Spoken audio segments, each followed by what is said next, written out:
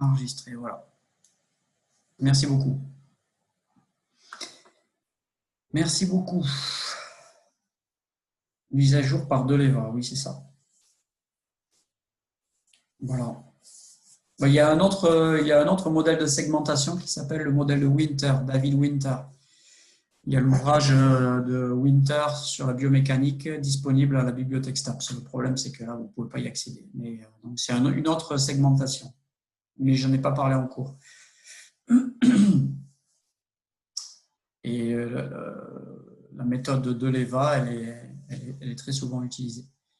Bien, alors, la dernière fois, j'avais fait un petit détour, j'avais fait une petite accélération et j'étais allé directement à la diapo sur Galilée et je vais revenir un cran en arrière. Et là, donc, toujours pareil, enfin, comme souvent dans ce cours, des petites révisions pour les uns, des nouveautés pour les autres. Alors, jusqu'à maintenant, j'ai essentiellement parlé de ce qui s'appelle la cinématique, c'est-à-dire l'étude de la position, donc l'espace, et puis ses dérivés en fonction du temps, donc il fait intervenir le temps, la variation de cette position dans le temps, et donc qui nous amène à définir une vitesse, qui est la dérivée instantanée, et une accélération, qui est la dérivée instantanée de la vitesse. Donc tout ça, c'est la cinématique. Mais il y a une autre partie de la mécanique qui s'appelle la dynamique. Alors la dynamique, des fois on l'appelle la cinétique. Des fois on l'appelle la cinétique. Elle s'intéresse à rechercher les causes du mouvement, les raisons du mouvement, le pourquoi il y a un mouvement. Et notamment pourquoi si un objet est immobile, il commence à se mettre en mouvement par rapport à un référentiel, puisque c'est toujours par rapport à un référentiel qu'on peut définir immobile ou en mouvement. Une vitesse se définit toujours par rapport à un référentiel. Alors, qu'est-ce qui amène un corps donc, à accélérer ou à ralentir? Qu'est-ce qui fait qu'il va passer d'une vitesse égale à 0 dans un référentiel à une vitesse différente de 0 dans un référentiel? Eh bien, dans la mécanique de Newton, ce qui permet ce passage, c'est la force. Donc, Newton a inventé le concept de force qui est utilisé depuis. Et c'est une force, c'est ce qui cause la production d'un mouvement ou la modification d'un mouvement. Alors à ce sujet, sur Moodle, vous avez une lecture de Richard Feynman. Alors j'ai fait une faute d'orthographe, il y a un N entre le Y et le M. C'est le chapitre caractéristique d'une force qui est en PDF. Alors une force, c'est une grandeur vectorielle. C'est un vecteur. On a déjà vu qu'il y avait des vecteurs. Alors une force définit un agent, c'est-à-dire quelque chose. Plutôt qu'un agent, il ne faut pas qu'il y ait une confusion, ce n'est pas un être vivant, on ne peut pas dire ça dans cette phrase-là. Quelque chose qui cause ou qui tend à causer un changement de position ou de forme d'un corps. Donc ça peut aussi agir sur la forme, c'est-à-dire qu'une force peut changer la géométrie d'un corps, d'un solide. On peut déformer, par exemple là, en écrasant mon biceps entre mes doigts et mon pouce, je peux déformer, changer la forme de mon biceps. Mon biceps est considéré comme un solide et pas un point, c'est-à-dire un ensemble de points, ce qui ne veut pas dire qu'il est absolument rigide et je peux le déformer. Donc si j'applique une force sur un objet, je peux le déformer. Donc je peux changer sa position, changer son mouvement ou aussi déformer cet objet. Par exemple, quand je monte sur un trampoline, eh bien, la force de mon poids va déformer la surface du trampoline, la toile qui va s'écraser vers le bas. C'est parce que mon poids est une force et que le trampoline peut se déformer, il est en partie élastique. Alors, ces forces-là, c'est ce qu'on utilise pour expliquer les mouvements du corps, et donc le mouvement de l'ensemble du corps, par exemple de son centre des masses, ou de la rotation autour de son centre des masses, mais aussi les mouvements des segments du corps, autour des articulations. Alors, cette force, donc c'est une quantité vectorielle, elle a une amplitude, elle a une direction et elle a un point d'application. Donc l'amplitude, on appelle ça la norme du vecteur, on appelle ça parfois aussi le module du vecteur. La direction d'une force, on dit aussi le sens d'une force, si on a identifié la droite sur laquelle le vecteur force était posé, il faut savoir si le vecteur il pointe d'un côté de la droite ou de l'autre côté de la droite. désigne ça souvent avec le terme, on l'a déjà vu, de sens. Alors des fois, il y a une petite confusion, direction, sens. On peut utiliser l'un ou l'autre tant qu'on a bien défini. Hein. Si on dit la direction c'est par là ou la direction c'est par là, bon, c'est correct, on sait qu'on est situé sur une droite et qu'on indique soit la direction vers la gauche, soit la direction opposée vers la droite. On utilise à bon escient le terme de direction. Maintenant, si on vous dit direction et sens, est-ce que c'est la même chose? Il faut réfléchir et dire non. Ah oui, le sens, en fait, dans ce contexte-là, quand on utilise les deux termes dans la même phrase, le sens, ça veut dire gauche ou droite. La direction, c'est juste. Ça peut aller vers la gauche ou vers la droite, c'est la direction générale de la droite. Alors, l'unité de la force, c'est-à-dire l'unité de l'amplitude de la force de la norme, c'est le newton. Et le newton, un newton, c'est une force qui est capable d'accélérer un objet dont la masse est 1 kg de 0 à 1 mètre par seconde en 1 seconde. Ce qui manque dans cette diapo, c'est que cette force de 1 newton, on va l'appliquer pendant 1 seconde et elle est capable de faire passer un objet de 1 kg de la vitesse 0 mètre par seconde à la vitesse 1 mètre par seconde en 1 seconde. Ça, c'est la définition de 1 newton. C'est ce qu'une force de newton est capable de faire quand il n'y a aucune autre force qui s'applique. Hein? Quand il n'y a aucune autre force qui s'applique.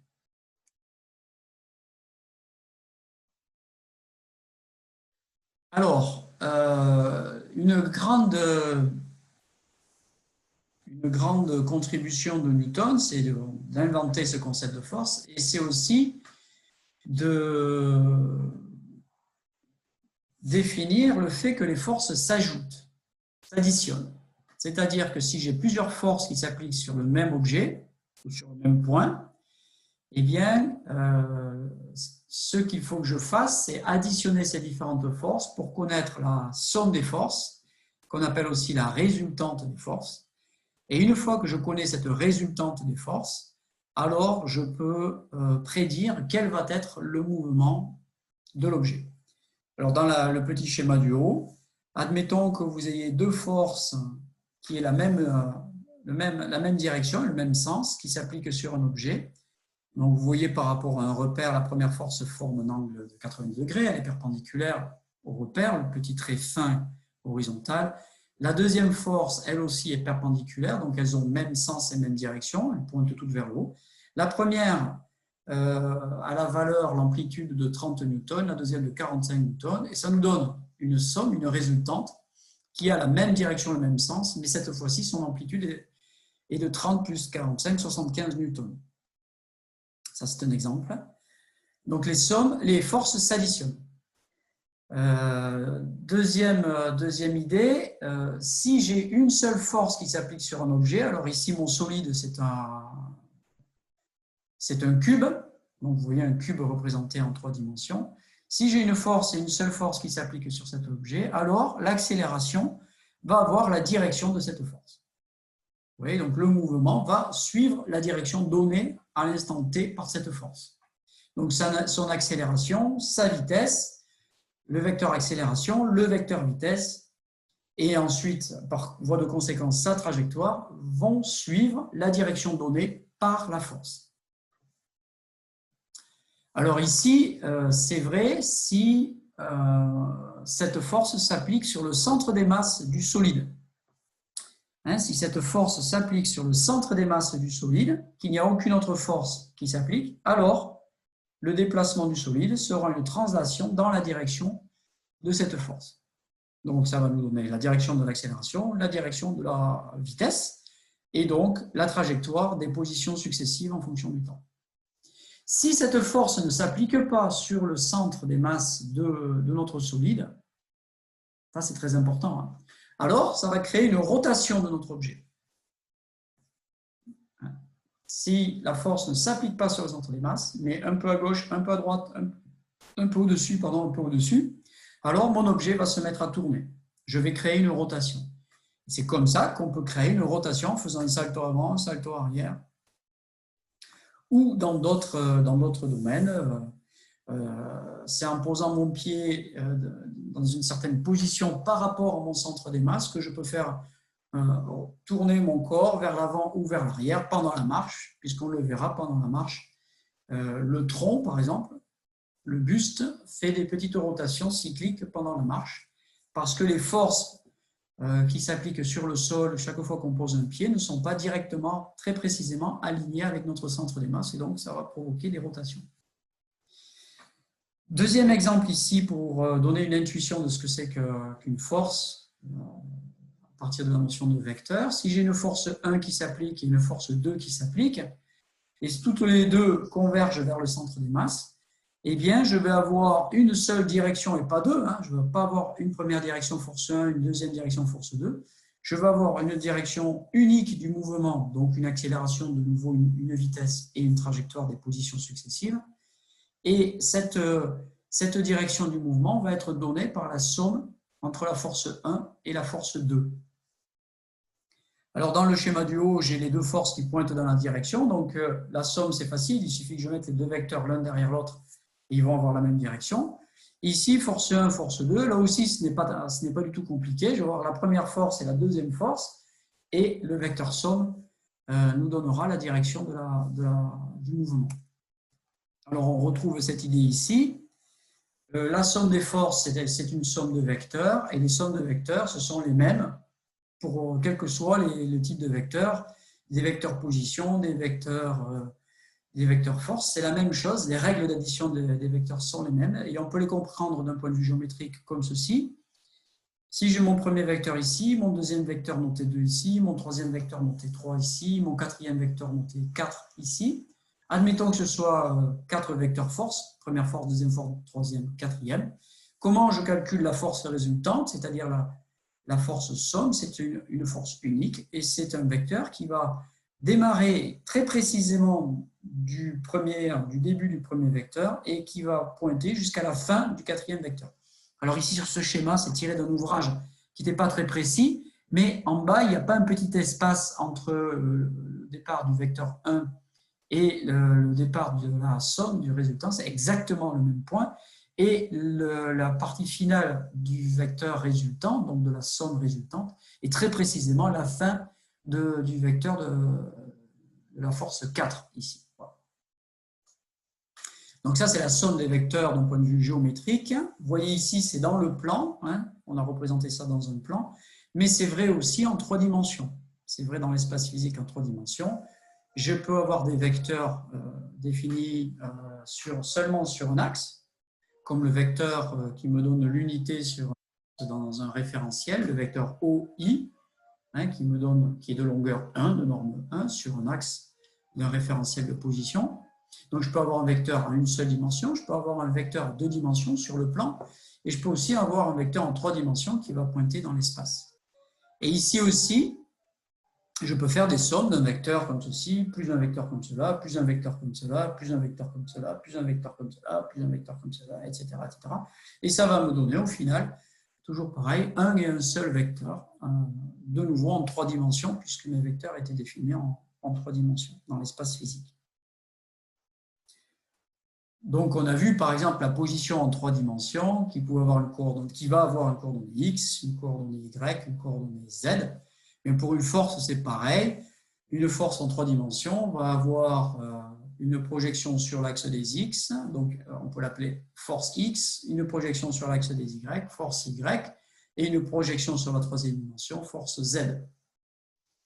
Voilà. Si on veut faire un peu plus simple, si on est juste en 2 dimensions, comme dans ce schéma et dans ce schéma, en 2 dimensions, j'ai un axe y vertical, un axe orthogonal x, et admettons que sur ce plan, j'ai une force F qui forme un angle θ, que j'appelais angle ici, avec l'axe des x, qui forme un deuxième angle avec l'axe des y, qui est 90 degrés moins θ, ou pi sur 2 radians moins θ, c'est-à-dire l'angle complémentaire qui est ici. Mais je vais considérer juste cet angle θ, je l'appelle angle, et je peux projeter cette force sur x pour avoir la composante horizontale de ma force. Je peux projeter cette force F1 sur y pour avoir la composante verticale de cette force, et j'utilise les mêmes formules qu'on a déjà rencontrées. Si je veux projeter sur x, je multiplie ma force, la norme de F1 par cosinus de l'angle. Si je veux projeter sur Y, je vais multiplier la norme de F1 par le sinus, cette fois-ci, de l'angle. Voilà. Si j'ai les composantes fx et fy, et que je veux la norme de mon vecteur F1, donc je fais le chemin inverse, eh bien, je prends la formule qui est tirée du théorème de Pythagore comme précédemment. Je vais prendre fx au carré plus fy au carré, et je vais prendre la racine carrée, puisque je me retrouve ici avec un triangle. De nouveau, j'ai un triangle rectangle qu'on a vu très souvent, avec un angle droit entre fy et fx, et je veux, l'hypoténuse, donc je veux la base de ce triangle rectangle, et j'utilise de nouveau la formule de Pythagore. C'est vrai pour des distances, c'est vrai pour des vitesses, c'est vrai pour des accélérations, et c'est vrai aussi pour des forces, chaque fois que je me retrouve avec un problème avec géométriquement un triangle rectangle, cette formule s'applique. Et chaque fois que je veux projeter, et que là aussi je retrouve le triangle dit trigonométrique, c'est-à-dire qu'il y a un angle droit, je vais utiliser les formules cosinus, sinus pour effectuer mes projections sur les deux axes. Voilà. Alors,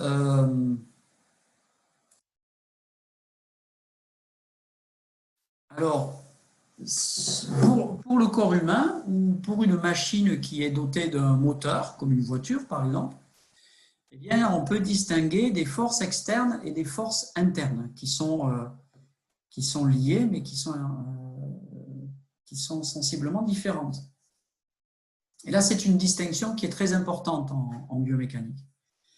Donc, ce qu'on appelle les forces, je vais commencer par les forces internes, ce sont les forces musculaires. Alors, les forces musculaires, ce sont des forces dont l'origine physique et biologiques en l'occurrence, sont les muscles.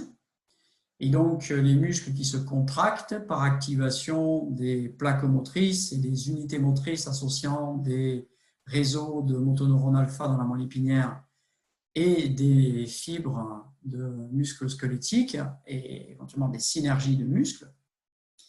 Donc, cette contraction, cette activation, qu'elle soit réflexe ou qu'elle soit volontaire, raccourcit le muscle squelettique, et ce raccourcissement, qu'il soit en condition isométrique, c'est-à-dire que le muscle se contracte, il n'y a pas raccourcissement, ou qu'il y ait vraiment exercice concentrique, contraction concentrique des muscles, c'est-à-dire qu'ils physiquement ils se raccourcissent, leur longueur diminue. Dans les deux cas, eh bien, cette contraction musculaire des muscles, donc je répète concentrique ou isométrique, isométrique ou statique, ou encore concentrique avec rétrécissement, raccourcissement. Dans les deux cas, une force est produite aux deux extrémités des muscles. Donc, les muscles génèrent des forces. En isométrique ou en concentrique, les muscles génèrent des forces. Ça, c'est ce qu'on appelle les forces internes. Et ces forces internes, elles peuvent mettre en mouvement des segments autour d'articulations. Un muscle attachant deux segments de part et d'autre en passant à travers une articulation par ses insertions. Quand il se contracte et qu'il se raccourcit, donc en concentrique, il peut faire bouger ces deux segments autour d'une articulation et donc, par exemple, diminuer l'angle entre ces deux segments. Si la contraction est isométrique, qu'est-ce que ça veut dire? Ça veut dire que la force qui est exercée par le muscle entre ces deux segments va annuler une autre force. Et cela explique pourquoi le muscle s'active, mais l'angle ne change pas. Notre muscle attaché entre les deux segments, passant de part et d'autre de l'articulation, ici entre mes deux paumes, notre muscle crée une force. Si je constate qu'il y a, malgré cette activation musculaire, une absence de changement de l'angle et donc des positions des deux segments, c'est que j'ai une force isométrique, une contraction isométrique. Qu'est-ce que ça veut dire? Ça veut dire qu'il y a une deuxième force et que la somme entre la force du muscle que je suis en train d'observer et cette deuxième force, la somme des deux s'annule et c'est pour ça qu'il n'y a pas de mouvement. Pour qu'il n'y ait pas de mouvement, il faut bien que la somme des forces, la résultante, soit égale à 0. Ça, c'est la définition de nos forces. Donc, il y a une deuxième force. Cette deuxième force, ça peut être quoi? Il y a deux solutions. Ça peut être un deuxième muscle qui serait par exemple un muscle extenseur et qui se contracterait lui aussi et qui créerait une force égale mais de signe opposé à notre muscle concentrique. Donc ce serait un muscle excentrique. Et la contraction des deux, les effets s'annulent. Il n'y a pas de mouvement. Mais ça va procurer par contre une propriété intéressante, c'est qu'autour de mon articulation, j'ai un muscle contracté dans un sens, un muscle contracté dans l'autre. On appelle ça parfois la co-contraction musculaire. Et bien, ça va créer une raideur entre mes deux muscles. Raideur que nous avons vu on a vu ça en deuxième année et en première année peut-être, en contrôle moteur. La raideur, c'est comme si j'avais un muscle un ressort qui attachait mes deux segments. Et cette fois, à partir du moment où j'ai cette co-contraction musculaire, eh bien, je vais avoir une raideur, c'est-à-dire que les deux segments, ça va être difficile de les faire bouger l'un par rapport à l'autre. Comme si j'avais un ressort mécanique qui attachait mes deux segments. Donc, si le ressort est raide, il est difficile de faire bouger l'un par rapport à l'autre mes deux segments. Ça, c'est un des effets possibles de la co-contraction. Si la co-contraction est faible, je peux quand même faire bouger. Et il y a une deuxième personne qui vient et qui prend, par exemple, je fais ça autour du coude, qui prend mon avant-bras et mon bras. J'ai une co-contraction faible, c'est-à-dire les muscles extenseurs et fléchisseurs, triceps et biceps, par exemple, sont contractés mais faiblement, sont co-contractés mais faiblement. Et bien la deuxième personne, mon kiné, par exemple, eh bien, peut faire bouger un segment par rapport à l'autre parce que la raideur qui est créée n'est pas importante. Maintenant, si je contracte très fort les deux muscles, je vais créer une raideur entre mes deux segments importantes et mon kiné ne pourra pas ou très difficilement faire bouger un segment par rapport à l'autre. Voilà. Deuxième type de force, alors on va y revenir parce que c'est quand même un tout petit peu plus compliqué que ça. Les forces musculaires, les forces internes, comme ce sont des forces qui s'appliquent autour d'une articulation, mais ce sont des forces qui créent des rotations. Ce sont des forces qui créent des rotations. Et donc, on va parler de moments de force. Et ces forces-là, elles génèrent des accélérations en rotation, donc des accélérations angulaires qu'on a déjà vues, et des vitesses angulaires qu'on a aussi déjà vues et qu'on note de façon standard. C'est une convention avec la lettre grecque oméga, et dont l'unité est, pour les vitesses angulaires, le radian par seconde, et pour l'accélération angulaire, des radians par seconde, encore divisé par des secondes, puisque ce sont des accélérations. Donc, ces forces internes musculaires agissent autour d'articulations. Les articulations, qu'est-ce qu'elles font? Elles tournent, et donc ces forces internes créent des rotations, et elles créent des forces, des moments de force. On va revenir sur la définition d'un moment de force, qui est l'effet d'une force dans le cas d'une rotation. Donc ça, ce sont mes forces internes, mes forces musculaires. Elles agissent sur les segments et autour des articulations. Maintenant, il y a une deuxième catégorie de forces qui sont les forces externes. Et ça, c'est les forces qui agissent au point de contact entre mon corps et l'environnement. Ça peut être mes mains sur la table, mes pieds sur le sol, mes mains sur le mur, entre la table et le mur, je pousse des deux côtés. À ces points de contact, on retrouve les forces externes, c'est-à-dire aux interfaces, au contact entre mon corps et le monde extérieur. Alors ces forces-là, elles peuvent être générées au départ par des forces musculaires ou par des champs externes, notamment le champ de gravité. L'essentiel pour nous, c'est le champ de gravité, donc qui génère la force du poids. Ce sont les deux causes de force externe. Donc si je fais une extension avec mon triceps autour de mon coude, que je gaine au niveau de mon buste, que je m'appuie sur la table, que je contracte aussi, je stabilise l'articulation de l'épaule, eh bien, j'exerce une force externe sur le mur. Comment je le sais? Eh bien, je sens, avec mes récepteurs tactiles, cutanés, je sens que ma paume de ma main s'écrase. Et donc, ça, c'est la conséquence du fait que j'ai généré une force externe. Cette force externe a été générée grâce à quoi? Grâce à toute ma posture stabilisée, mon point d'appui sur la table, le fait que j'ai gainé et le fait que je contracte mes muscles donc à ces différents étages, au niveau du buste, au niveau de mon bras qui est appuyé sur la table, au niveau de mon épaule et au niveau de mon coude. Donc, j'ai des forces internes au niveau des articulations dans les différentes positions de mon corps, aux différents endroits de la chaîne articulaire de mon corps. Donc, j'ai des forces internes qui produisent une force externe d'appui sur le mur. Donc, j'ai donc une relation force interne, force externe. La deuxième force externe, c'est donc le poids qui est généré par quoi? Qui n'est pas généré par des forces internes musculaires autour des articulations, mais qui est généré par un champ, le champ de gravité, voilà, qui génère cette force du poids. Si je laisse tomber un objet, il y a une force qui agit sur lui, qui va accélérer cet objet vers le sol. Cette force-là n'a besoin d'aucune force interne, l'objet n'a pas de muscle, n'a pas de moteur, etc. Mais il y a une force qui va l'accélérer vers le bas. Et cette force, c'est le poids, la masse multipliée par la constante de gravité, 9,81. Et cette force est générée par le champ de gravité. Voilà ce que nous dit la théorie de la physique. Alors, ces forces externes, elles sont très importantes parce que ce sont les forces d'appui. Et les forces d'appui, c'est ce qui nous permet d'orienter les déplacements de notre corps dans l'espace, sur Terre, quoi, par rapport au sol, par rapport à des obstacles, par rapport au mur, hein, par rapport à des... Oui, il y a quelqu'un qui veut me poser une question. Pouvez-vous réexpliquer la relation entre force interne et force externe? Je peux vous le faire de nouveau, rapidement. Peut-être de façon plus simple.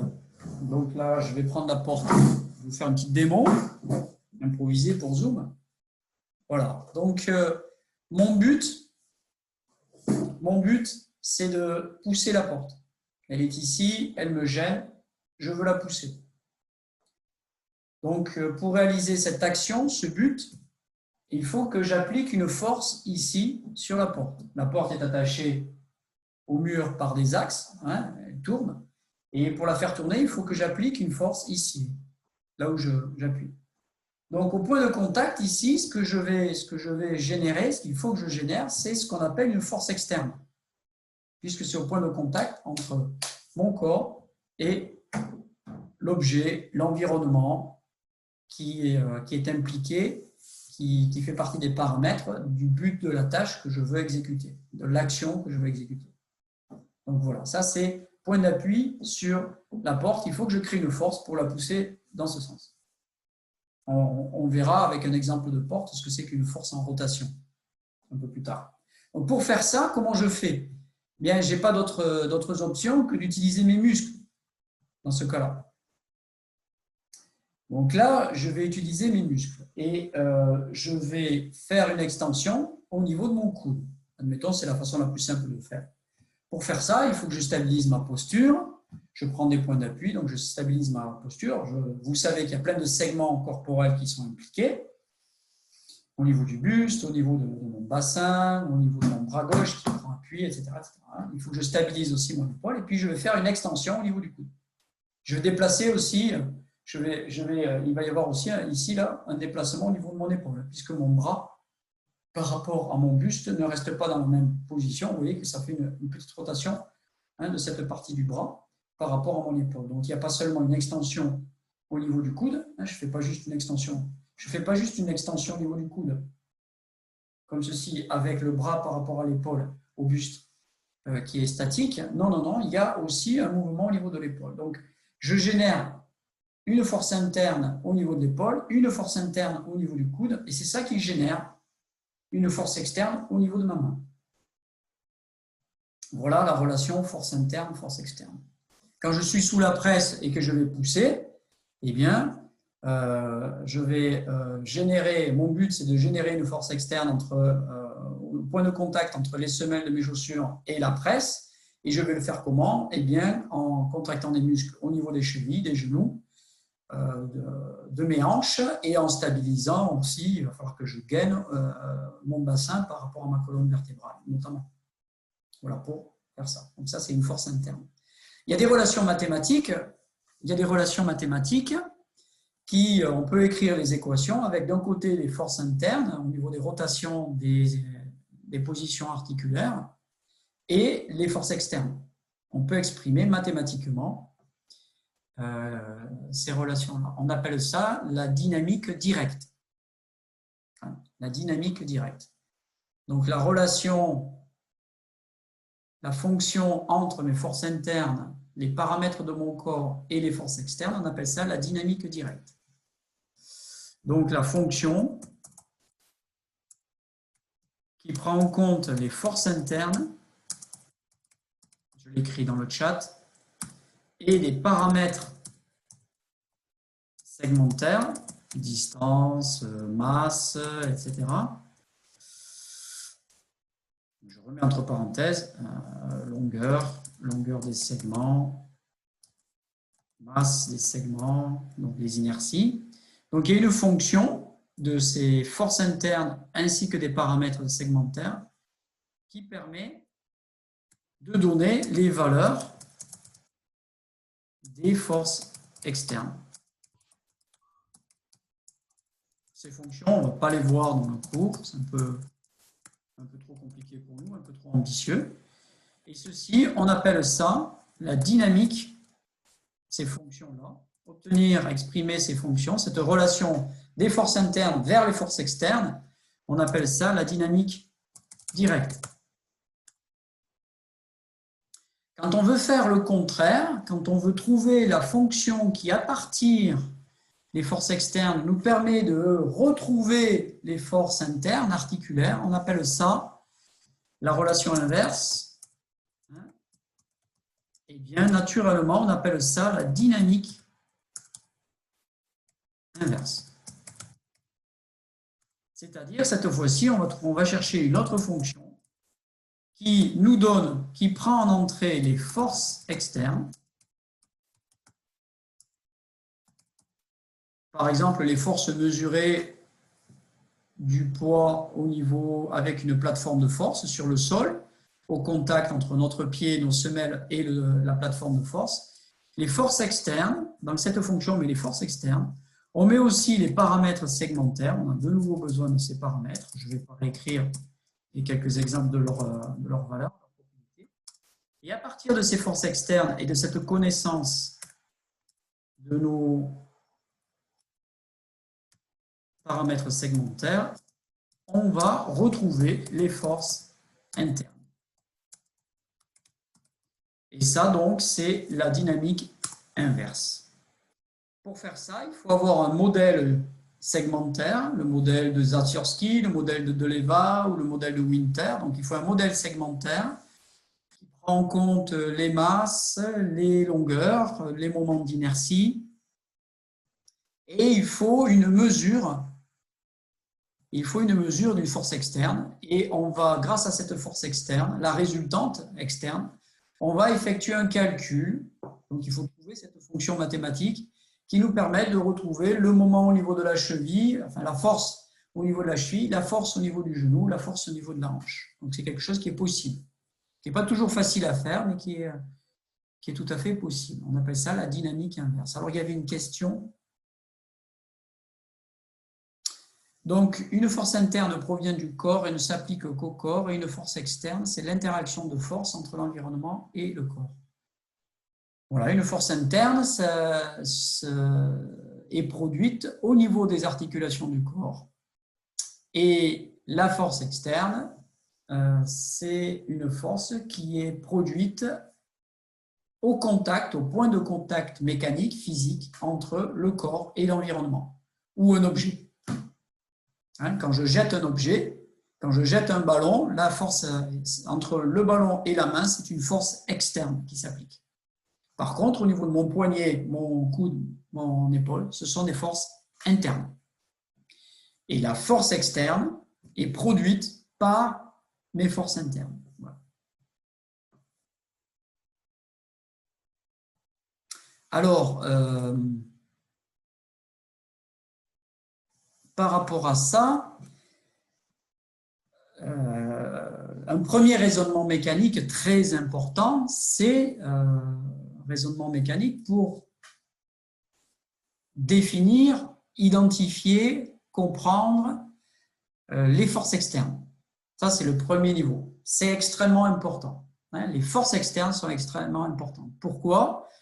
Eh bien, parce que ce qui va déterminer la trajectoire de votre corps, la trajectoire de votre centre des masses, ce sont au final, le résultat, ce sont les forces externes.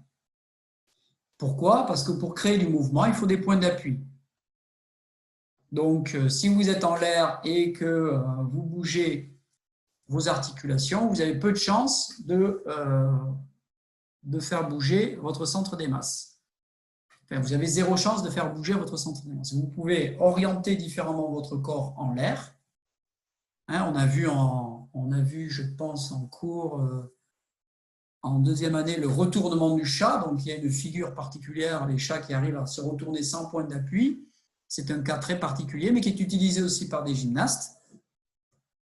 Mais en dehors de ce cas très particulier, pour pouvoir créer des rotations ou pour pouvoir créer des translations du centre des masses, eh bien, il faut des forces externes. Donc, il faut des points d'appui. Et la première très très grande leçon de la mécanique pour analyser le mouvement humain, c'est de dire le plus important, ce sont les points d'appui. Voilà. Donc, c'est ce qui est tout en haut de la hiérarchie du raisonnement. Il faut commencer par ça. Il faut commencer à raisonner en termes de points d'appui, donc de force externe. Une fois qu'on a bien raisonné à ce niveau-là, qu'on s'est clarifié les idées à ce niveau-là, qu'on sait de quoi on parle et quand on fait l'analyse du mouvement d'un athlète ou d'un patient ou d'un enfant en train d'apprendre, eh bien, une fois qu'on a fait ce raisonnement-là, on peut éventuellement se poser les questions en termes de force interne et qu'est-ce qui se passe au niveau articulaire. Mais il faut toujours commencer par les forces externes. Qu'est-ce que ça nous dit? Eh bien, ça nous dit que les points d'appui sont c'est le plus important. C'est le composant le plus important. Qu'est-ce que ça nous dit en général pour le mouvement dans la vie de tous les jours et pour le mouvement d'un sportif? Eh bien, ça nous dit que ce qui se passe au niveau des pieds et du bas du corps est fondamental dans la plupart des mouvements que l'on peut effectuer. Pour résumer ça, on va dire que tout part des pieds, tout part des points d'appui, tout part des forces externes qui sont produites au niveau de nos points d'appui. Que ce soit pour donner un coup de poing en boxe, que ce soit pour éviter, esquiver un coup de poing de nouveau en boxe, que ce soit pour lancer un objet, un ballon, que ce soit pour encaisser un choc, que ce soit pour frapper dans une balle de tennis, toutes ces actions réalisées avec le haut du corps ne peuvent pas être bien exécutées, bien exécutées si les points d'appui sur le sol, donc les forces externes, ne sont pas les bons. C'est-à-dire si les pieds ne sont pas dans la bonne position au bon moment et que les forces produites avec le sol ne sont pas orientées de la bonne manière. Donc, leçon numéro 1, les points d'appui. Ça, c'est fondamental. Pour faire une analyse d'un geste technique et de la performance de quelqu'un, d'un athlète, ou une analyse de la marche d'une personne âgée, il faut regarder d'abord les pieds. Si vous commencez par regarder la tête, eh bien vous n'allez pas commencer par ce qu'il faut faire. Vous allez regarder les pieds. Éventuellement, s'il y a un problème d'équilibre, vous allez ensuite regarder la tête parce que la neurophysiologie, les neurosciences vous disent que les yeux sont sur la tête, que les récepteurs vestibulaires sont sur la tête, que les muscles de la nuque sont très importants pour le contrôle de l'équilibre et le maintien horizontal de la tête. Ça, c'est les neurosciences qui vous le disent. Mais la mécanique, elle va vous dire d'abord, regarde les points d'appui. Une fois que tu as vu à peu près ce qui se passait au niveau des points d'appui, pose ton regard et ta réflexion à d'autres étages dans le corps. Ça, c'est extrêmement important. On peut faire une erreur technique de diagnostic totale parce qu'on regarde ce qui se passe au niveau segmentaire, au niveau du coude, au niveau de l'épaule, au niveau du genou, de la jambe libre dans un passage de haie, alors que le plus important, c'est ce qui s'est passé un tout petit peu avant, quand le dernier appui a permis de décoller et pour pouvoir sauter par-dessus la haie et franchir la haie. C'est le dernier appui avec le sol qui a une certaine direction, une certaine intensité, un certain timing. Et c'est là que se passe l'essentiel, puisque une fois que ce point d'appui a été pris et que la force externe a été exercée, vous savez que la trajectoire du centre des masses est déterminée et que vous ne pouvez plus la changer en l'air. Donc, c'est un exemple.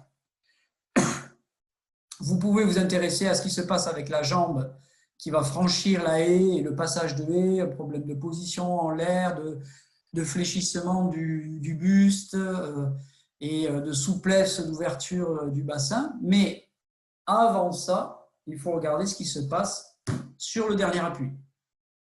Et c'est là qu'une force externe peut être exercée et qui va donner la direction du centre des masses. Donc, voilà, il ne faut pas confondre. Dans la hiérarchie, il faut mettre les choses en ordre et il faut poser son regard et sa réflexion sur les aspects essentiels. D'accord ? Donc ça, et ça, c'est général. Alors, pas de point d'appui, donc pas de force externe, pas de mouvement, pas de mise en accélération, pas de passage à vitesse 0 à vitesse non nulle, donc du mouvement, c'est la définition du mouvement. Le non-mouvement, c'est vitesse égale à 0. Dérivée de la position égale à 0 par rapport au temps. Donc, pour mettre en mouvement, il faut des forces externes. Et pour changer le mouvement, il faut aussi des forces externes. Vous faites un cadrage débordement en rugby, ou vous faites l'équivalent en basket, ou vous faites l'équivalent en handball, ou vous faites une feinte dans un sport individuel, sport de combat. Eh bien, vous aviez une direction de déplacement, vous voulez changer cette direction. Et pour changer la direction, il faut changer les appuis. Tout simplement. Voilà, il faut changer les appuis. Et il faut pousser un peu vers la gauche, un peu vers la droite. Et votre centre des masses, il va partir dans la direction donnée par la force de réaction. On va venir à la force de réaction au sol assez rapidement. Donc, la résultante des forces externes de vos appuis va donner la nouvelle direction du mouvement. Vous alliez vers l'avant et paf, vous allez aller vers l'avant et vers la gauche. Donc, il a fallu réorienter les points d'appui sur le sol. Sans ça, vous ne pouvez pas faire ça. Vous pouvez aussi prendre appui sur un adversaire. Mais voilà, il faut prendre appui sur un adversaire. Ça peut être un adversaire qui applique une force par un choc, qui applique une force et qui va vous pousser dans une certaine direction.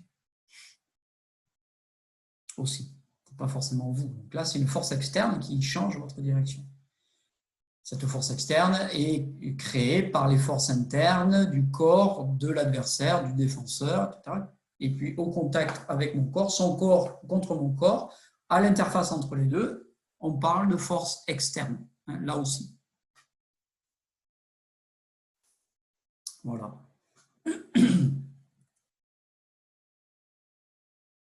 Alors, par rapport à ça,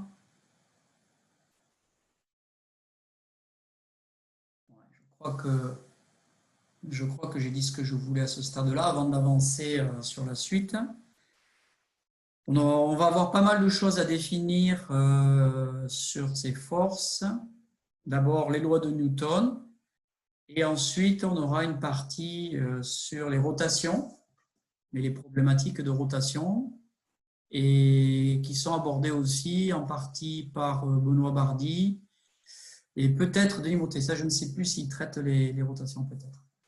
Donc, on va passer pas mal de temps sur cette problématique, force interne, force externe, rotation au niveau articulaire et force externe. Et oui, alors, je disais, ce qui est très important, c'est l'orientation des points d'appui externes et c'est l'orientation des forces au niveau de ces points d'appui. Est-ce que je pousse beaucoup vers la gauche, beaucoup vers la droite, un peu vers l'arrière, un peu vers l'avant? Donc, où se situent ces points d'appui et comment sont orientées les forces? C'est ça qui va déterminer la trajectoire future du centre des masses. Et c'est ça aussi qui va déterminer éventuellement si je vais partir dans une rotation ou pas autour de mon centre des masses. Si je veux esquiver un adversaire et en même temps me tourner pour passer la balle derrière moi, pour faire une passe après contact, par exemple, en rugby, eh bien, je vais orienter mes forces de manière à aller dans une certaine direction, viser telle épaule de l'adversaire, résister à la force de l'adversaire et en même temps me tourner. Tout ça va être fait si et seulement si mes forces sur le sol sont orientées de la bonne manière au bon moment. Alors ici, c'est orienté par rapport au choc à la défense de l'adversaire, Mais s'il n'y a pas d'adversaire, je suis tout seul dans l'environnement, ces forces et ces points d'appui, le deuxième élément pour pouvoir les comprendre et les analyser, c'est se poser la question de la relation entre l'orientation de ces forces et mon centre des masses. Hein, ça, c'est fondamental. Avec l'exemple du petit cube ici, hein, du solide, je vous disais, si la force passe par le centre des masses, je crée une translation. Si la force ne passe pas par le centre des masses et s'appuie, pousse sur le solide, je crée une translation et une rotation. Donc, c'est bien l'orientation des forces externes par rapport à mon centre des masses, ici du cube, mais séparé avec mon corps, qui va déterminer la direction de mon mouvement et éventuellement si je fais une rotation ou pas, en plus de la translation de mon corps. Si la force passe, résultante de mes points d'appui, passe par mon centre des masses, il n'y a pas de rotation. Si elle passe par mon centre des masses, il y a rotation. Alors ça, c'est dans le cas... Voilà, ça c'est dans un cas général. On verra peut-être des exemples un peu plus subtils. Alors,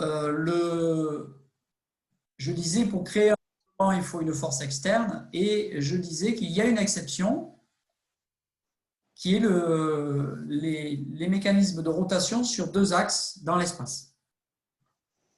Et cette exception, elle est utilisée par des gymnastes ou par des acrobates, donc des gens qui font du plongeon, par exemple, des gens qui font du trampoline, des gens qui font de la gymnastique au sol, des gens dans le cirque, qui peuvent, pendant un saut, modifier l'orientation de leur corps par rapport au sol sans avoir de point d'appui.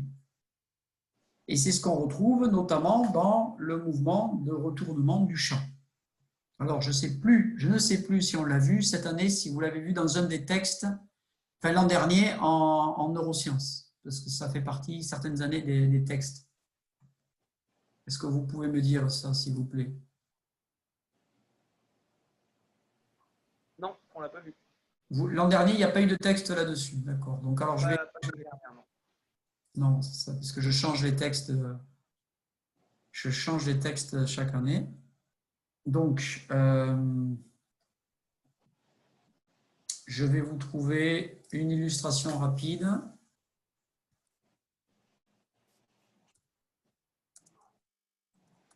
Sur Wikipédia.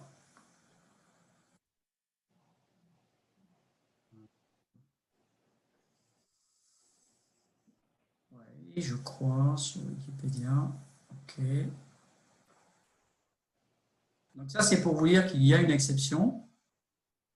Je vais changer mon partage d'écran. Je crois que c'est ça. Il est là. Voilà. OK. Donc, tout ça, c'est uniquement pour vous montrer une illustration. Alors, vous avez ici, en petit, là, peut-être que je peux zoomer. Oui. Ce dont je suis en train de parler, c'est ce phénomène qui est connu, qui fait partie de la connaissance populaire, qui a fasciné des physiciens pendant longtemps, qui ne comprenaient pas comment c'était possible, ce phénomène-là. Donc, on lâche un chat, on le tient par les pattes avant, les pattes arrière, et puis on le lâche, et on ne lui donne aucune force de rotation, qui crée une rotation. Ouais, on ne le fait pas tourner, juste on le lâche sans lui donner de mouvement particulier. On le laisse tomber. La seule force qui agit, c'est le poids du chat. Donc le chat tombe. Et qu'est-ce qu'on observe? Eh bien, très tôt, vous voyez, le chat a à peine quitté les mains de la personne qui le tenait, de son maître qui le tenait, qui participe à l'expérience. Il a à peine quitté les mains que le chat commence à tourner. Et le chat continue à tourner et se retrouve à avoir fait une rotation d'un demi-tour. Donc, il avait les pattes en haut, il a maintenant les pattes en bas. Donc, il a fait une rotation de 180 degrés, de pi radian, si vous préférez, et il arrive sur le sol, sur les pattes, et non pas sur le dos. Alors, qu'est-ce qui agit? Quelle est la force qui agit? La seule force qui agit, c'est le poids. Donc, c'est une force verticale. Est-ce que le chat a un point d'appui? Non. les points d'appui sur l'air sont totalement négligeables, il n'a pas de point d'appui. Pourtant, sans force externe donc, il a réussi à faire tourner ces segments d'une rotation de 180 degrés. Alors, l'explication de ce retournement du chat qui est retrouvé chez les quadrupèdes et qui était utilisé, le même mécanisme mécanique est utilisé aussi par des acrobates. Alors, le mécanisme est un peu compliqué, je vais juste l'évoquer très rapidement et on y reviendra éventuellement pendant ce cours. Il faut savoir qu'il y a eu beaucoup de confusion pour essayer d'expliquer la rotation du chat. Beaucoup de gens ont essayé et se sont trompés. Beaucoup de gens ont aussi expliqué les rotations et les changements de rotation en l'air sans point d'appui chez les acrobates et les gymnastes et se sont trompés. Et il a fallu attendre les années 70, 90, 1970, 1990, c'est-à-dire d'un point de vue de la mécanique, c'est très récent, hein, parce que la mécanique de Newton est née au XVIIe siècle. Hein. Ce problème du chat, des chercheurs ont commencé à s'en préoccuper au XIXe siècle. Maxwell, le grand physicien écossais qui a trouvé les lois de l'électromagnétique qui régissent l'électricité et le magnétisme, s'y était intéressé. Donc, c'est uniquement il y a une quarantaine d'années qu'on a trouvé la solution. Donc, en fait, le chat, comment il arrive à se retourner?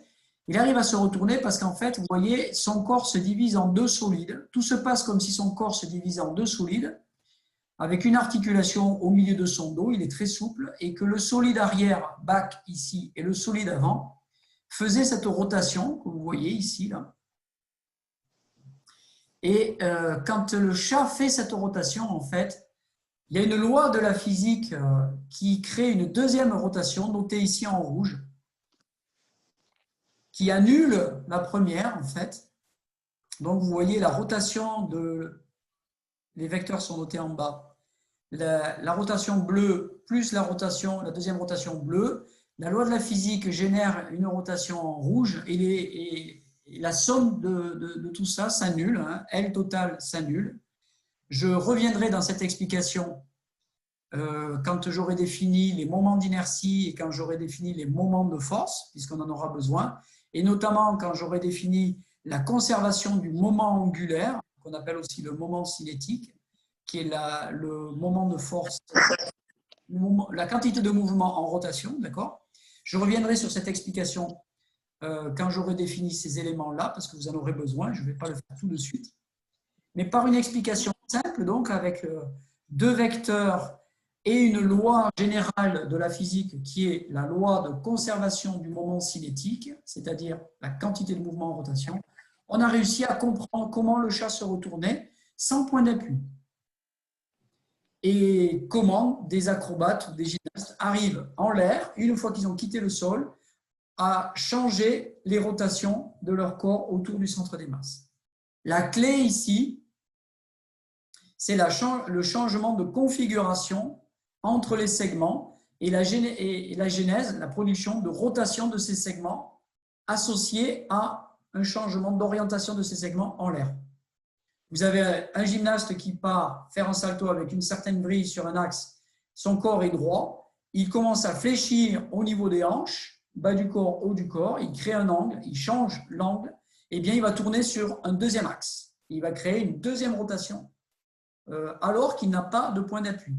C'est pour les mêmes raisons. Mais j'y reviendrai quand j'aurai défini certains éléments dont on a besoin pour comprendre ce phénomène-là, qui n'a plus rien de mystérieux, qui est maintenant très très bien compris. Alors je vais revenir sur mes diapos et je vais revenir à ça. Ok, donc ça c'était pour vous dire, c'était une illustration.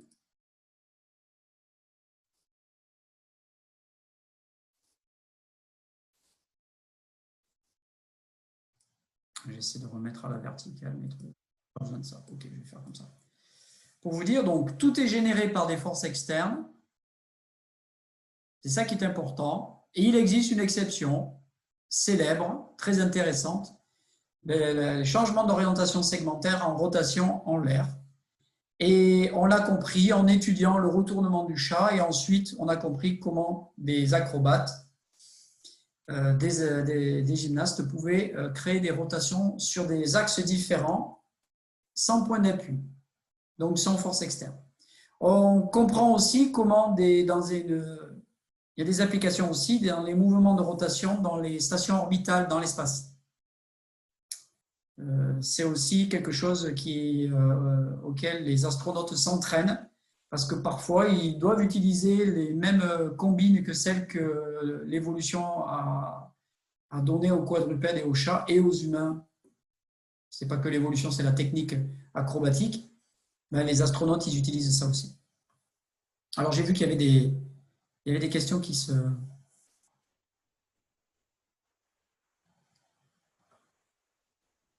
Alors, qu'est-ce qui se passe? Bardi l'avait dit, oui, oui, oui. Si ça ne passe pas par le centre des masses et la rotation, on est d'accord. Au contraire, ça passe par le centre des masses, il y a simplement une translation. Exactement. Voilà. Ah, mais vous avez eu ce cours. Parfait. Parfait. C'est une coïncidence, on ne s'est pas synchronisé, mais c'est parfait. Vous avez des mouvements qui peuvent combiner rotation et translation. Donc vous allez avoir une partie de translation et une partie de rotation. Les deux sont combinés. La plupart des mouvements, en fait, ces deux éléments sont combinés. Ça rend les choses un peu plus compliquées. D'accord. Par contre, si ça ne passe pas par le centre des masses, pourquoi la résultante est orientée vers la tête? Vous parlez du chat, là. Alors, ce n'est pas la résultante des forces. C'est pour ça que n'essayez pas de... La seule chose à retenir pour le moment avec mon histoire de chat, c'est qu'il y a une explication simple et qu'on va la voir dans le détail un peu plus tard dans le cours. Mais pour ça, il faudra que je définisse moment de force, et moment angulaire, c'est-à-dire la quantité de mouvement en rotation, et surtout la loi de physique qui est la conservation du moment angulaire. Voilà. Monsieur Bardi, mon collègue, le professeur Bardi, en parle aussi. C'est cette loi de conservation du moment angulaire, la quantité de mouvement en rotation, qui permet de comprendre pourquoi, en patinage artistique, avec une rotation faible, une vitesse de rotation angulaire faible, si la patineuse ou le patineur rapproche les segments, donc les masses des segments vers l'axe de rotation, ici un axe principal du corps, eh bien la vitesse angulaire va augmenter. Pourquoi? Parce qu'il y a une loi de conservation de la quantité totale de mouvement, le mouvement angulaire, qui s'appelle le moment cinétique ou qu'on appelle aussi moment angulaire.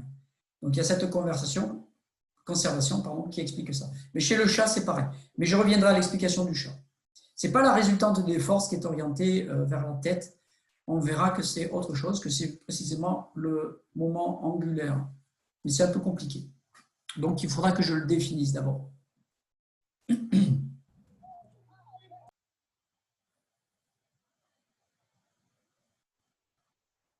Bien, alors, on va voir les lois de Newton. Pour certains, c'est des révisions, donc je vais aller assez vite. On a parlé assez souvent de force, etc. La première loi de Newton, c'est la loi qui fait appel au concept d'inertie. Et qui dit que s'il n'y a pas de force qui s'applique sur un corps, un solide, quel qu'il soit, donc en l'absence de force, eh bien ce corps va continuer à se déplacer par rapport à un référentiel de façon uniforme, c'est-à-dire inchangée. Il va garder sa vitesse. Si ce corps, par rapport à ce référentiel, n'a pas de mouvement et qu'il n'y a pas de force qui s'applique, alors il ne bougera toujours pas par rapport à ce référentiel. S'il est au repos, il reste au repos. S'il a une vitesse, il garde cette vitesse. Voilà. Ça, c'est s'il n'y a pas de force. Voilà ce qui se passe s'il n'y a pas de force. Il est au repos par rapport à un référentiel, il reste au repos. Il a une vitesse constante par rapport à ce référentiel, il va garder cette vitesse constante. Tant qu'il n'y a pas une force qui agit sur lui. Voilà. Ça, c'est le principe d'inertie. L'inertie d'un corps, c'est lié à sa masse. Et la masse, je répète, c'est la quantité de matière. La masse, c'est la quantité d'atomes. Et ça se quantifie en kilogrammes. Voilà. Donc, s'il n'y a pas de force qui agisse, alors le mouvement reste le même. Il reste inchangé. La direction du déplacement reste le même. La vitesse, donc, puisque la vitesse donne la direction du déplacement, le vecteur vitesse, la vitesse reste inchangée et la norme de la vitesse, la valeur de la vitesse, reste inchangée. S'il n'y a pas de force. Voilà. Ou alors, on conserve l'immobilité. Ça veut dire la même chose, la vitesse reste la même, elle est égale à 0. Voilà. Donc, pour changer une vitesse, il faut une force, parce que sinon, l'objet reste immobile ou continue à avoir son mouvement, ce qui s'appelle l'inertie. Voilà, c'est le principe d'inertie. Ça, c'est le principe numéro 1. La semaine dernière, je vous avais dit qu'une des dates clés pour l'invention de cette inertie, c'est les travaux de Galilée, qui avait constaté que des objets qui avaient des masses différentes arrivaient au sol en même temps quand ils étaient lâchés en même temps, toutes choses étant égales par ailleurs, c'est-à-dire même masse volumique, même texture, même frottement avec l'air. Je lâche une boule de plomb, une boule de liège, elles arrivent en même temps en bas. Connaissant uniquement la loi d'attraction des corps et donc la force du poids, Galilée ne pouvait pas, comme ça, expliquer pourquoi ils arrivaient en même temps. Eh bien, pour pouvoir expliquer pourquoi ils arrivent en même temps, il faut faire appel au principe d'inertie et à l'inertie, c'est-à-dire qu'un corps qui a une masse, eh bien cette masse, cette inertie, elle va résister à la mise en accélération. Et c'est pour ça qu'un corps qui a beaucoup de masse, a beaucoup de poids, il est beaucoup accéléré. Un corps qui a moins de masse, a moins de poids, est moins accéléré, mais le corps qui a moins de masse a moins d'inertie, le corps qui a plus de masse a plus d'inertie, les deux s'annulent, les deux objets arrivent en bas en même temps. Et ça, Newton l'a tout à fait compris et il l'a mis sous forme d'une équation. C'est la deuxième loi. Je vous laisserai revoir les principes, les conséquences de la première loi de Newton. Ça nous amène à la deuxième loi de Newton, qui est la loi de la dynamique, c'est-à-dire la loi qui associe les causes, c'est-à-dire les forces, ici notées F, au mouvement, ici noté A, l'accélération. Cette loi, c'est une égalité entre la somme des forces, c'est-à-dire la résultante des forces, et la somme de toutes les masses du corps qui nous intéresse, multipliées par leurs accélérations. Si j'ai un seul solide, un caillou par exemple, ou une sphère en plomb pour Galilée, j'ai une seule force qui s'applique, la force du poids, j'ai une seule masse qui correspond à l'inertie, et j'ai une seule accélération que je peux observer, l'accélération de l'objet quand il tombe. Et on sait que, quelle que soit la masse des objets, si on néglige les frottements, eh bien, toutes ces accélérations vont être égales à 9,81 sur Terre. Voilà, donc l'accélération observée pour tous les objets, ça va être 9,81. Donc ça, c'est la deuxième loi de Newton. La force est égale à la masse multipliée par l'accélération. Et cette masse ici, c'est la masse qu'on appelle l'inertie. C'est la masse d'inertie. Donc on comprend bien que si j'ai une force de 100 newtons et que j'ai une masse de 100 kg, je vais avoir une accélération égale à 1. 100 égale 100 fois 1.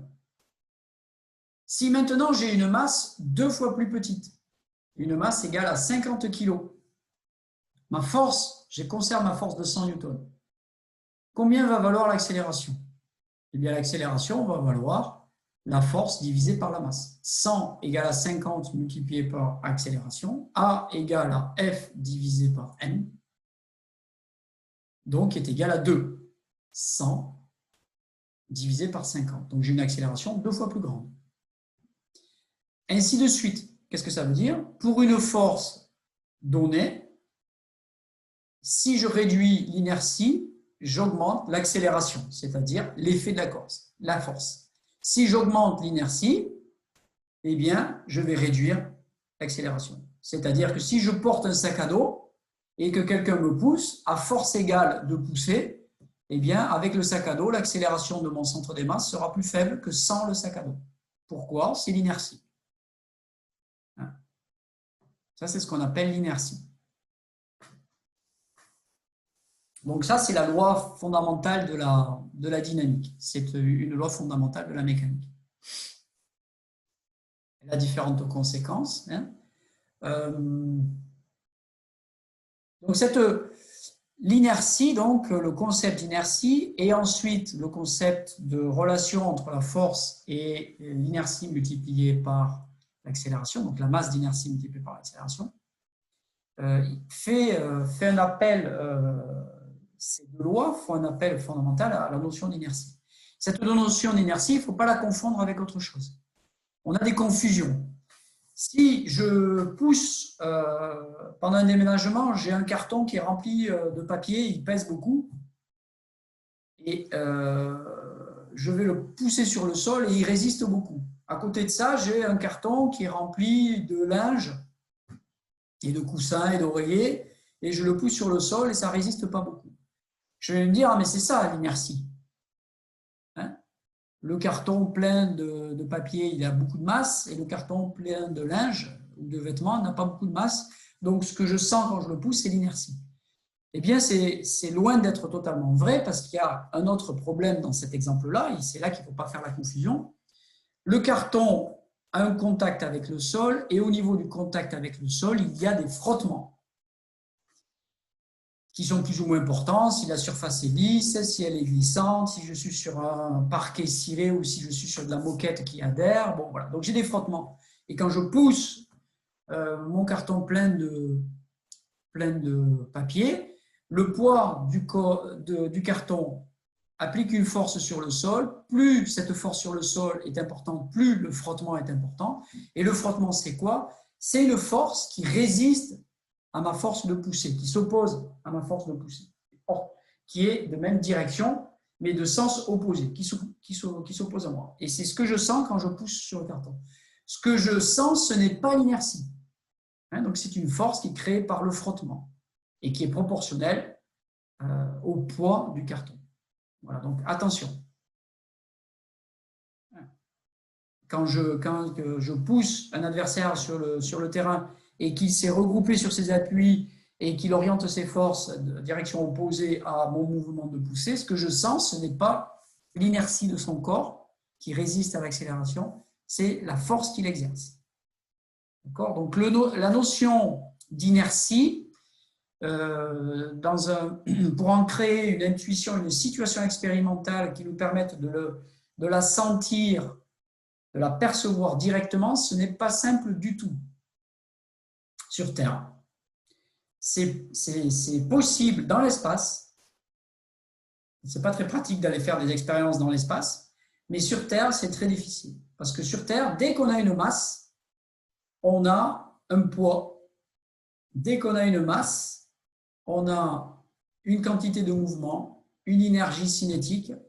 Et quand on interagit avec des objets ou avec notre propre corps, eh bien, on se confronte à cette force du poids et à cette quantité de mouvement qui est la masse multipliée par la vitesse et à cette énergie cinétique qui est la moitié de la masse multipliée par la vitesse au carré en translation, par rotation.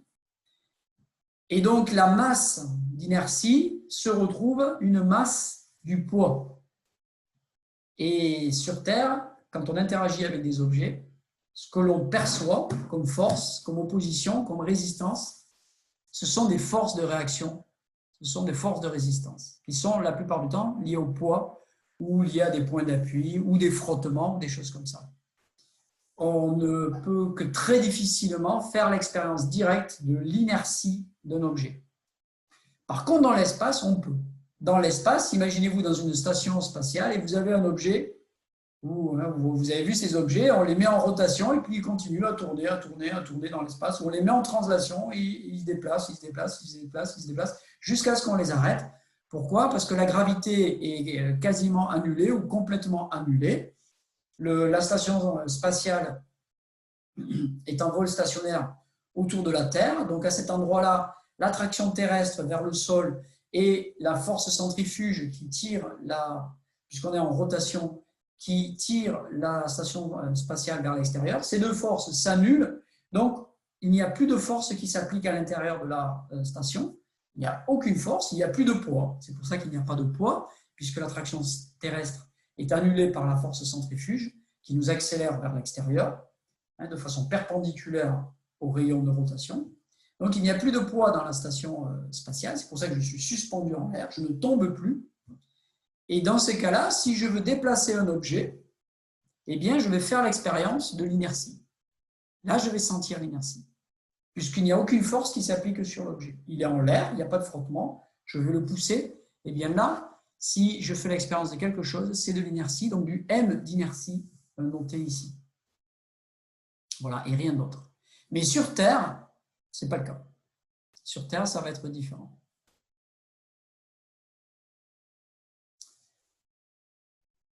Ça, en fait, ça va être plus subtil et plus difficile d'observer, de sentir, de faire l'expérience de l'inertie.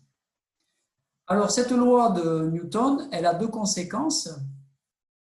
Elle a une conséquence qui est l'équilibre statique en translation. Toutes les forces externes, si toutes les forces externes, somme des forces externes est égale à 0, alors il n'y a pas de translation dans mon référentiel.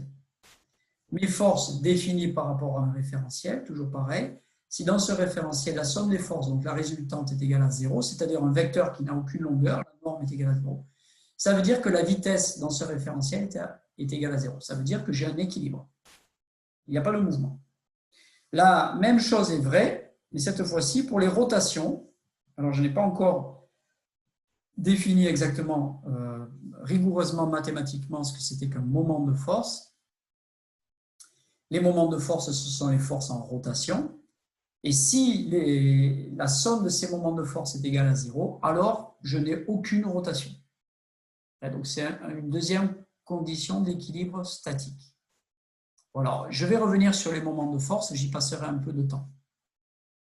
Si j'ai le temps aujourd'hui, et sinon je continuerai la prochaine fois. Alors, les forces sont des vecteurs, les moments de force sont aussi des vecteurs, et la compréhension des moments de force, la définition des moments de force est un tout petit peu plus compliquée que la simple définition du vecteur force. Alors, cette notion de statique a donné naissance à ce qu'on appelle un principe fondamental de la statique. Donc, pour un solide, donc un ensemble matériel, ici qui est noté S, on l'a appelé S, il est en équilibre par rapport à un repère. Ici, j'ai pris une citation où on parlait d'un repère galiléen. On les appelle souvent, on les désigne souvent avec la lettre R. Alors, un repère galiléen, pour ne pas rentrer dans des choses trop compliquées, c'est un repère qui est très pratique pour nous. C'est un repère qui a des bonnes propriétés pour faire de la mécanique et faire de la biomécanique, on va dire. C'est plus subtil que ça, mais voilà. Et bien, pour que j'ai un équilibre statique,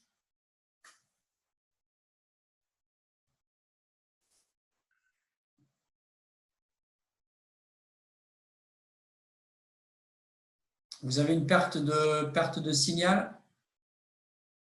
Oui, c'est bon, mais c'est revenu. C'est revenu, oui. J'ai eu du Wi-Fi qui a... Ok, donc ce principe, c'est juste une redite avec une illustration graphique, redite de la diapo précédente, de l'équilibre statique. C'est que si j'ai ici j'ai 4 forces qui s'appliquent sur un solide, alors le solide est représenté ici de façon schématique par cette espèce de patate, là, donc une forme arbitraire, pas une forme géométrique particulière. Ce n'est pas un corps plurisegmentaire, c'est un seul solide, mais c'est vrai ça pourrait être la tête d'une personne. Eh bien, ça peut être un caillou, ça peut être une caisse, ça peut être une voiture. Vous avez 4 forces, F1, F2, F3, F4 qui s'appliquent sur cet objet. Vous voyez qu'on a noté donc le bord de notre objet, ici, de notre solide, ensemble matériel, solide pour être plus simple. On a noté les 4 points d'application, A1, A2, A3, A4. Vous voyez que chacune des forces a son orientation propre. Le vecteur force F1 ici, F2 ici, F3, F4. Vous voyez que ce sont des orientations différentes. Et éventuellement, les longueurs de ces vecteurs, donc les normes de ces vecteurs, peuvent être différentes, eh bien, si la somme de ces 4 vecteurs donne un vecteur de longueur égale à 0, alors notre solide, par rapport à notre repère, est à l'équilibre statique, il ne bouge pas. Sa vitesse de translation et de rotation, ces vitesses de translation et de rotation sont égales à 0. Voilà. Donc là, on a une illustration de 4 forces qui agissent sur un solide, avec des points d'application, des directions de force et des normes de force, des valeurs de force. Donc, on ne vous a pas représenté géométriquement la somme des forces. Par contre, pour qu'il y ait du mouvement, donc pour pas qu'on soit en statique, mais pour qu'on soit en dynamique, et ça c'est le principe fondamental de la dynamique, il faut que la somme des forces ne soit pas égale à 0. C'est un deuxième exemple représenté ici. On a le même solide, représenté en rouge, avec le trait rouge ici. On a nos 4 forces, elles sont orientées différemment. Et admettons que la somme de ces 4 forces soit un vecteur qui s'applique sur le centre de gravité ou le centre des masses et qui va générer, c'est la deuxième loi de Newton, F égale ma, qui va générer au niveau de son centre des masses, noté G ici, ou centre de gravité, une accélération qu'on a notée AG, c'est un vecteur, hein, une accélération c'est un vecteur. On a mis la lettre G pour dire c'est l'accélération produite au niveau de son centre de gravité et qui est notée ici. Oui. Voilà, donc le principe fondamental de la dynamique, c'est la deuxième loi de Newton. Si la force qui s'applique sur le centre des masses ou centre de gravité de l'objet n'est pas égale à 0, la résultante, la somme de toutes les forces, alors on crée une accélération et cette accélération, elle va dans la direction de la force résultante. Voilà. Alors on me pose parfois, les étudiants me demandent, est-ce que le centre de gravité et le centre des masses c'est la même chose, hein? Alors, dans la définition très rigoureuse, centre de gravité, est-ce que c'est égal à centre des masses? Je mets ça en question. CG égale à CM. En toute rigueur, ce n'est pas la même définition. En pratique, pour nos applications, c'est équivalent, c'est-à-dire que la différence entre l'un et l'autre est totalement négligeable, mais en pratique, ce n'est pas la même chose. Le centre des masses, c'est le centre, le barycentre des masses au sens des inerties, hein, en utilisant l'inertie de chacun des segments. Le centre de gravité, c'est défini pour un solide et pour chacun de nos segments corporels comme le point sur lequel, le point d'équilibre, si on tenait cet objet, hein,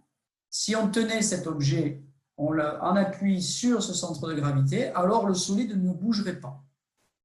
Il serait en équilibre. Le centre de gravité, pour le définir, on fait appel à la force de gravité, c'est-à-dire au poids, alors que le centre des masses, on n'a pas du tout besoin de faire appel à la force du poids, à la gravité. On le définit, le centre des masses, uniquement à partir des inerties, sans du tout faire référence à la verticale ou quoi.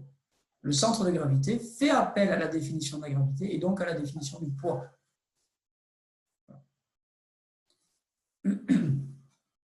Mais en pratique,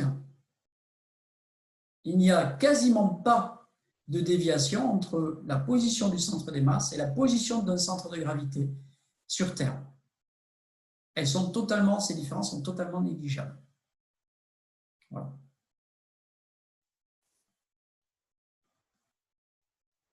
Il y a des toutes petites variations. Par exemple, la constante de gravité G, hein, que l'on donne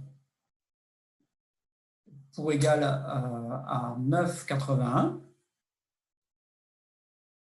eh bien, cette constante de gravité change très légèrement d'une position polaire sur la Terre à une position sur l'équateur. Ce n'est pas exactement 9,81, mais c'est très proche de 9,81. Par contre, donc, le centre de gravité risque de ne pas être exactement le même. Mais c'est même un peu plus compliqué parce qu'il faut regarder pas seulement la valeur de la gravité, ça ne va pas forcément changer la position du centre de gravité, mais C'est un tout petit peu plus subtil que ça. Alors que le centre des masses, lui, que le champ de gravité soit avec la même courbure ou pas la même courbure et qu'on ait un déplacement dans ce champ de gravité constant ou pas constant avec une certaine trajectoire, ça ne change rien puisque le centre des masses ne fait absolument pas appel à un champ de gravité, à un champ de force externe. Le centre de gravité ne serait donc pas le même sur la Lune. Pas forcément, ce n'est pas seulement la valeur de la gravité qui compte, mais c'est sa répartition. C'est même un peu plus compliqué que ça, je pense. Voilà. Mais là, on rentre dans des distinctions qui, nous, en pratique, ne vont rien changer. Par contre, en toute rigueur, en mécanique, ce n'est pas la même notion. Et pour certaines applications technologiques de très grande précision, on a besoin de faire des corrections puisque le centre de gravité peut varier. Mais ça ne concerne pas en pratique. C'est-à-dire qu'on n'a pas besoin de ce niveau de précision. Il y avait une question aussi, si F égale ma, si A égale à 0, les forces extérieures aussi, donc pas de mouvement. Oui. Alors, si A égale à 0, ça ne veut pas dire qu'il n'y a pas de mouvement. Relisez le principe d'inertie. L'inertie veut dire qu'un mouvement sur lequel ne s'applique pas de force, donc F égale ma, A égale à 0, cet objet par rapport à un référentiel peut soit être immobile, soit avoir un mouvement à vitesse constante. Donc V peut ne pas être égal à 0 en l'absence de force. Ça, c'est le principe d'inertie. Si aucune force ne s'applique sur un mobile, vous lui avez donné initialement, vous êtes dans l'espace, vous lui donnez une vitesse, vous le déplacez. Il se déplace par rapport à un repère, la station spatiale. Il commence à traverser. Vous prenez le beurre dans le frigo, je ne suis pas sûr qu'il y ait du beurre dans le frigo dans une station orbitale, mais bon, admettons, vous prenez le beurre dans le frigo de la station, vous refermez le frigo, vous lancez le beurre, vous lui avez donné une vitesse initiale de 1 mètre par seconde. En une seconde, il fait 1 mètre. Tac. Il n'y a plus de force, une fois que vous l'avez lâché, plus de force s'applique dessus. Vous constatez quoi? Le beurre, il continue avec sa vitesse de 1 mètre par seconde. Il n'y a plus de force qui s'applique dessus. Il n'y a aucune force dans la station orbitale. Pas de gravité, rien. Pas de champ de force. Eh bien, il a une vitesse qui est égale à 1 mètre seconde, qui n'est pas égale à 0. Pourtant, il n'a pas d'accélération. Une fois que vous avez initialement, vous l'avez accéléré de 0 à 1 mètre par seconde, vous avez appliqué une force. Une fois que vous l'avez lâché, vous n'appliquez plus de force, il n'y a plus de contact, il n'y a plus de force externe. L'objet a une vitesse et garde sa vitesse. Accélération peut être nulle, mais vitesse reste constante.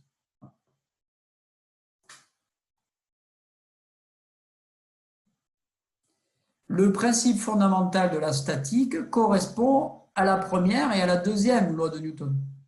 S'appuie est une conséquence de la première et deuxième loi de Newton. Vous ne pouvez pas avoir la deuxième loi de Newton sans la première, puisqu'il y a M, l'inertie, dans la deuxième loi. Donc elles vont toujours de pair. Vous devez avoir le principe d'inertie et la loi fondamentale de la dynamique, la deuxième loi de Newton, pour définir ce qui est statique et ce qui est du mouvement. Vous avez besoin des deux.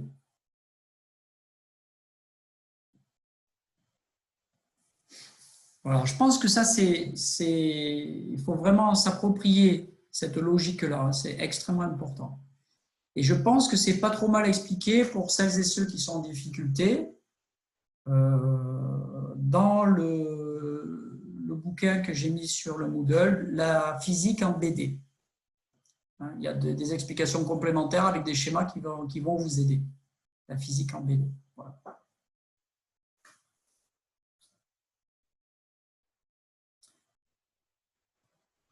Bon, alors ça, j'en ai déjà parlé. Ça, c'est ce qu'on a vu la dernière fois. Alors maintenant, c'est un éclairage nouveau, puisqu'on a défini l'inertie, on a défini la force du poids avec la deuxième loi de Newton.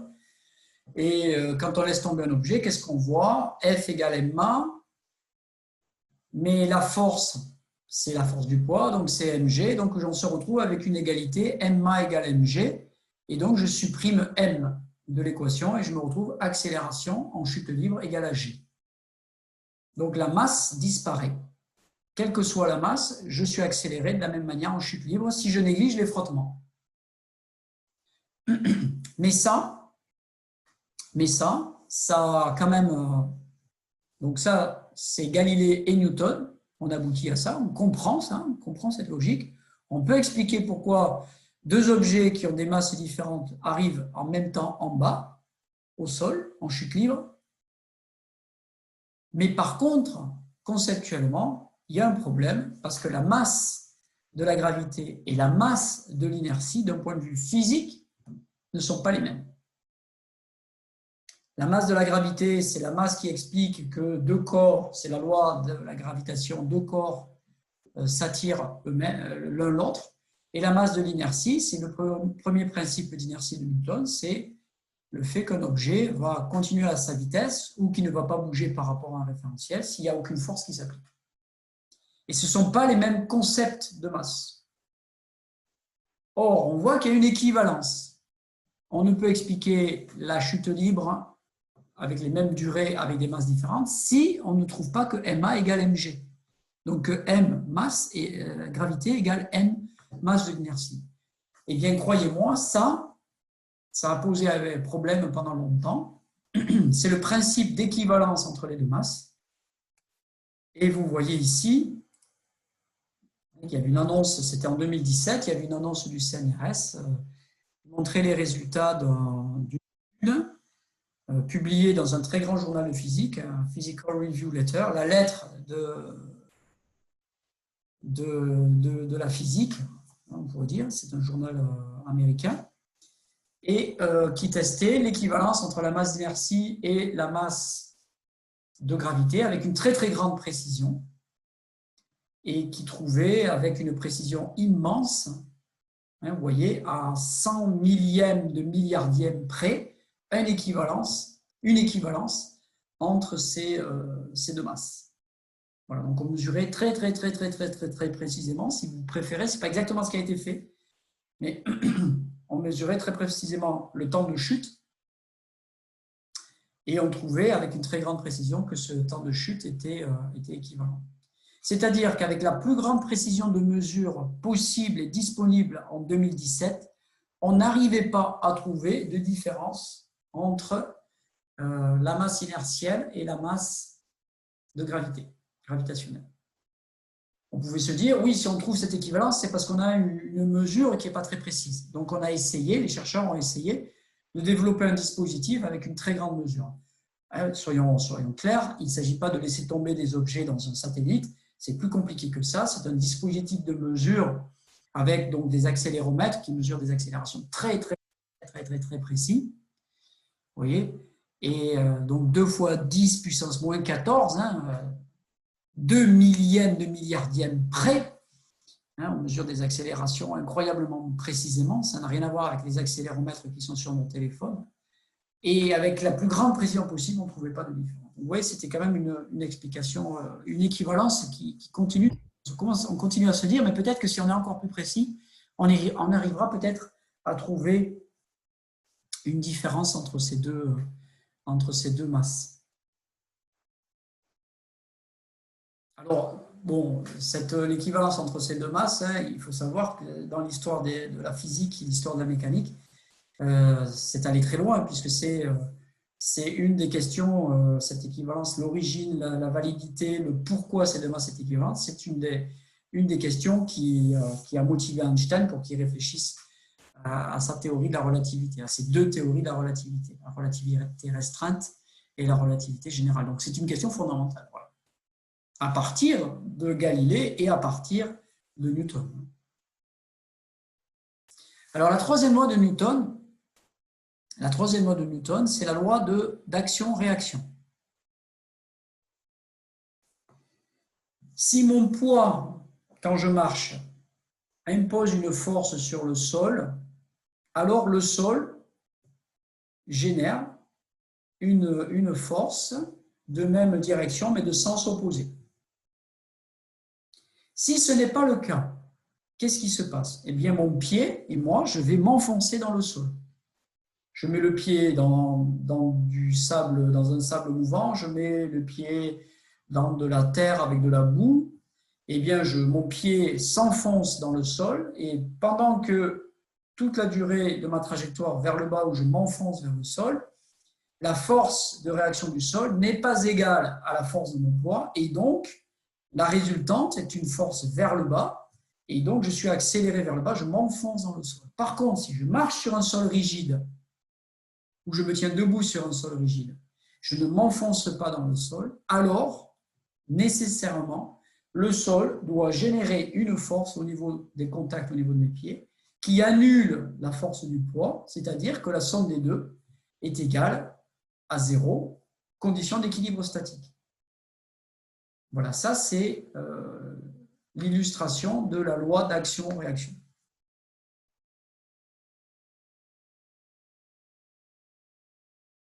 Donc on en voit l'illustration sur ce schéma. La personne tire sur un clou fiché dans le mur ou elle tire sur un éléphant.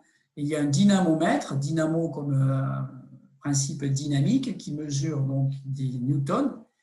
Eh bien, la force qu'exerce la personne ici, qui tire sur la corde, c'est la même que celle exercée par l'éléphant de l'autre côté, ou c'est la même que celle exercée par le clou fiché dans le mur. C'est 500 newtons d'un côté, 500 newtons de l'autre. On lit la même chose des deux côtés.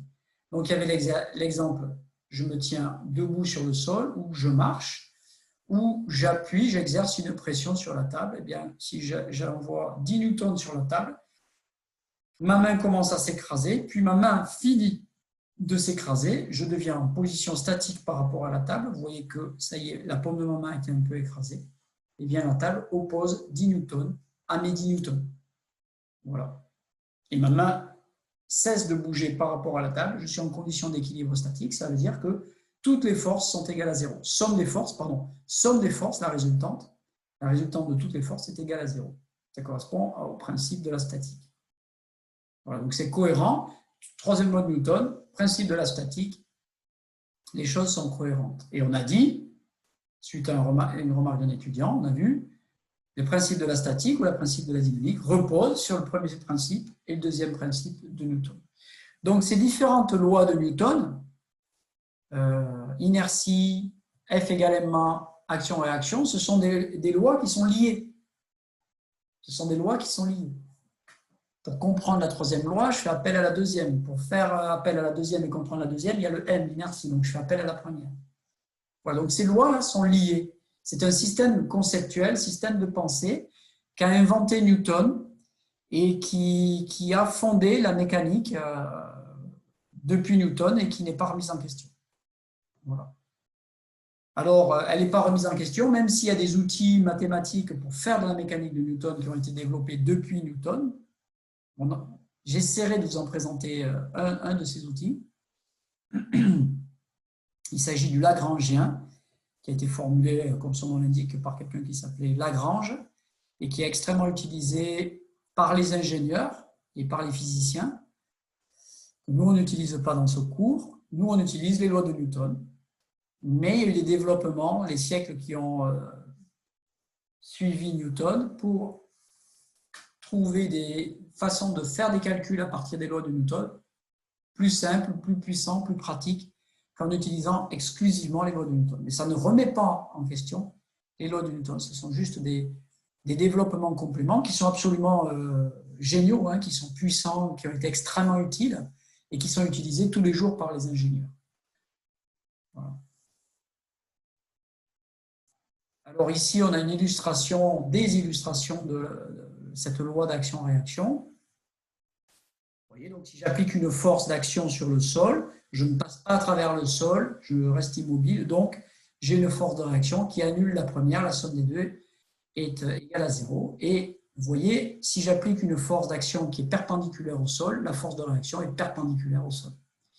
Ici, vous voyez quelqu'un en train de faire un pas de danse avec un point d'appui.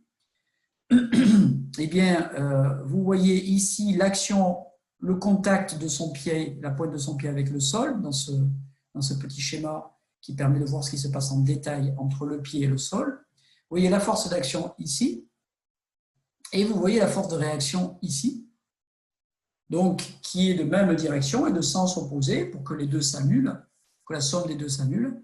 Et vous voyez que cette force de réaction, elle a une composante, on peut lui associer une composante horizontale sur le sol et une composante verticale sur un axe perpendiculaire au sol. Donc, la force de réaction au sol va avoir une composante verticale et une composante horizontale. On y reviendra quand on illustrera ces notions-là avec la marche. C'est dans les diapos qui vont suivre, la course, le saut, la marche. On va voir les composantes verticales et horizontales de la force de réaction au sol. Alors, ce principe d'action-réaction, c'est vraiment un principe qui est fondamental. Pour comprendre la physique dans l'univers, c'est un principe fondamental. Ça a tout un tas d'applications. Vous voyez donc des applications ici plutôt anecdotiques et rigolotes, mais on verra immédiatement que ça a des applications plus sympas. Si vous êtes sur un chariot à roulettes ou sur un skateboard et que vous lancez une masse, un medicine ball, eh bien, la loi d'action-réaction va provoquer un déplacement. Vous lancez cet objet pour qu'il décolle de vos mains et qu'il se déplace dans l'environnement par rapport au sol. Eh bien, il faut il va y avoir une force de réaction qui va annuler la force que vous avez générée.